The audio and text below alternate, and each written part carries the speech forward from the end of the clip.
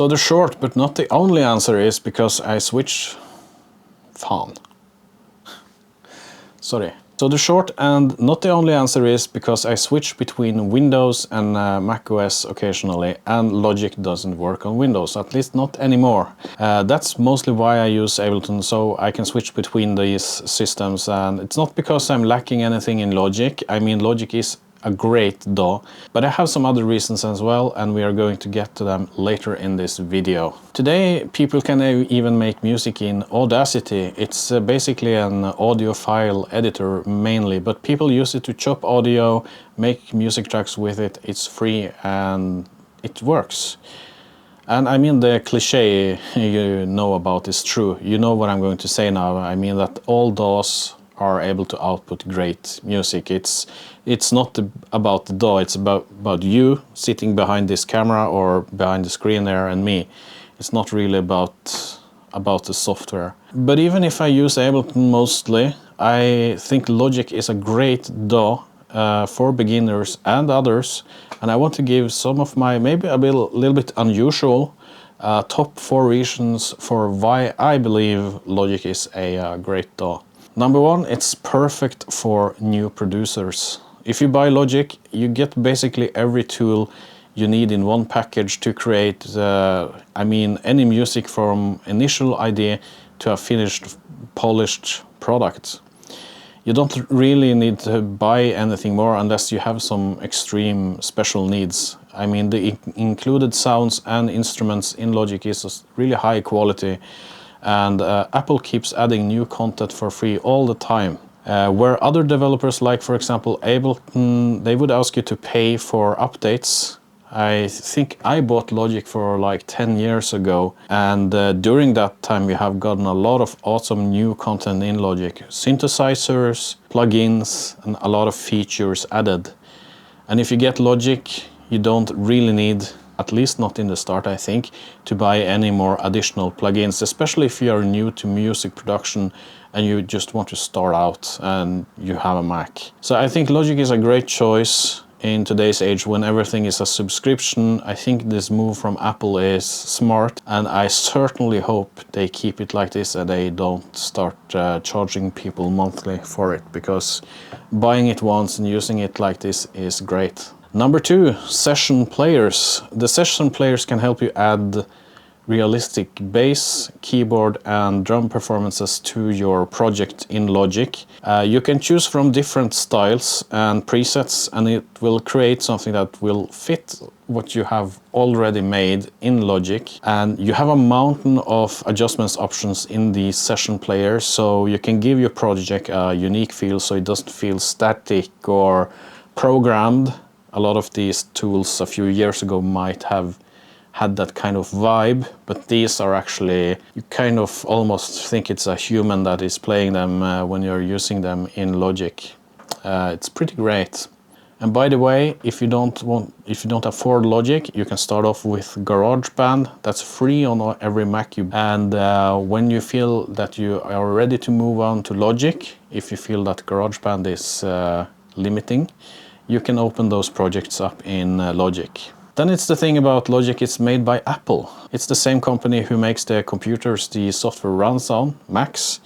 Apple can optimize their software so it works as good as possible on a Mac, since, I mean, Apple obviously know the inner workings of their products. I mean, Apple make their own processors now anyway. They can really tailor the software to their hardware, and their update history also shows that they are committed to supporting and developing Logic. I think using the word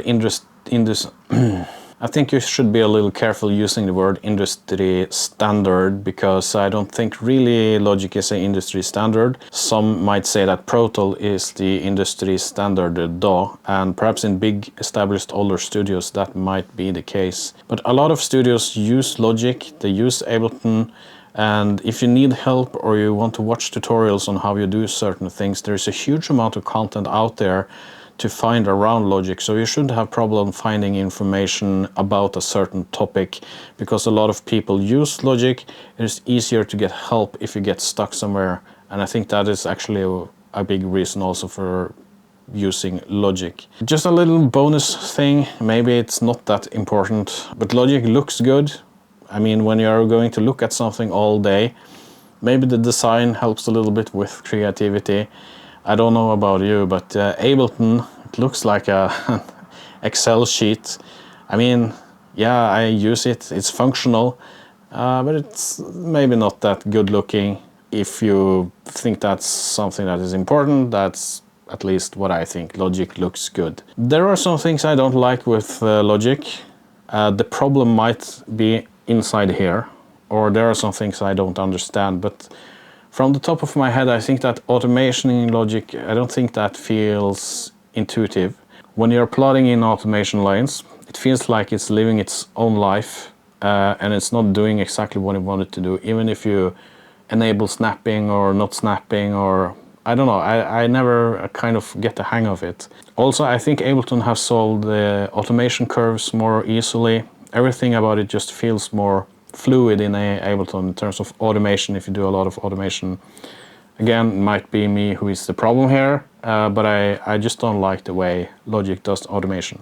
Something working around sometimes working around the Logic user interface, it feels kind of slow and sluggish.